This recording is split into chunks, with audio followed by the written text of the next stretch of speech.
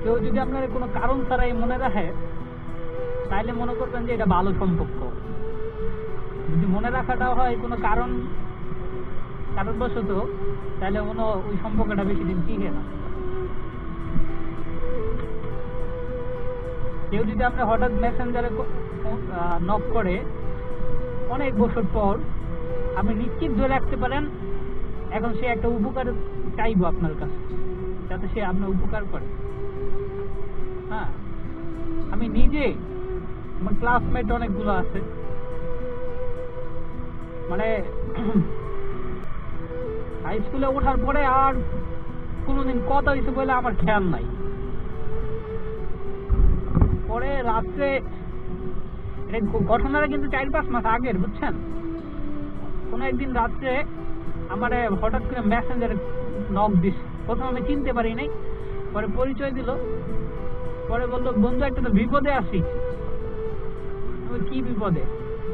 কিছু টাকা লাগবো। অনেকবার বলতেছে, আমি পাঠাইলাম। আচ্ছা, পরের দিন আবার একই কথা বলতেছে,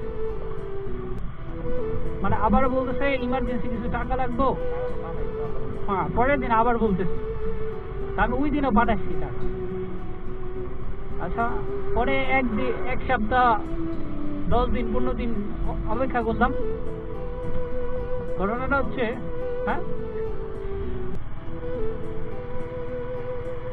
পরে আমি ভাবলাম যে ও আসলে কি বিপদে পড়ছে।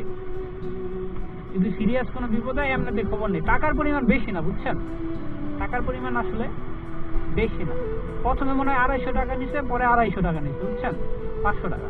এবং এই সংখ্যাটার সাথে একটা গল্প জড়িত আছে। হ্যাঁ, মানে পরে 10 দিন 12 দিন পরে জানার চেষ্টা করছি যে যে সমস্যাটা কি, আসলে তোমার কি সমস্যা হয়েছিল। তো মেসেঞ্জারে কোনো উত্তর নাই। 1 মাস, 2 মাস, 3 মাস, আমি মনে হয় তাহলে তো মনে হয় কোনো সিরিয়াস সমস্যা হইতে পারে। আমি একটু ফোন দেই। তো কারো একজন একটা ফোন নাম্বারটা নিতে, আমার কাছে ফোন নাম্বার ছিল না। পরে ফোন দিলাম, ও ফোন ধরছে। ফোন আমার কণ্ঠ শোনা মাত্র ফোন কাইটা দিচ্ছে। হ্যাঁ, এখন ঘটনাটা হচ্ছে, ও টাকা কিন্তু একসাথে 500 টাকা নেয় নাই, বুঝছেন। ও নিচে 250। আমার এটা নিয়ে ধাক্কা খেলাম যে ও চাইলে তো একসাথে আমার কাছে টাকাটা চাইতো, ও কেন 200 অ্যামাউন্টের ঘরে চাইলো।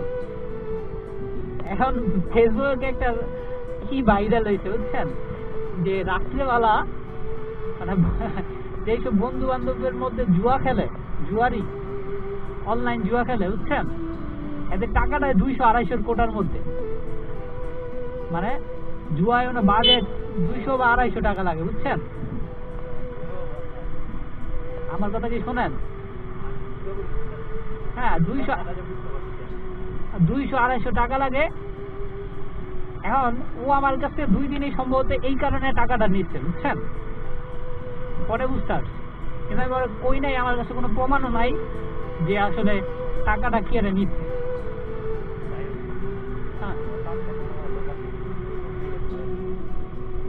এই জন্য কইলাম যে কোনো কারণ ছাড়া, আরিফ ভাইয়ের কথার প্রসঙ্গ কইলাম যে কোনো কারণ ছাড়া কেউ যদি আপনার মনে না রাখে, তাহলে ওই মানুষের সাথে সম্পর্ক বেশি দিন টিকবে না।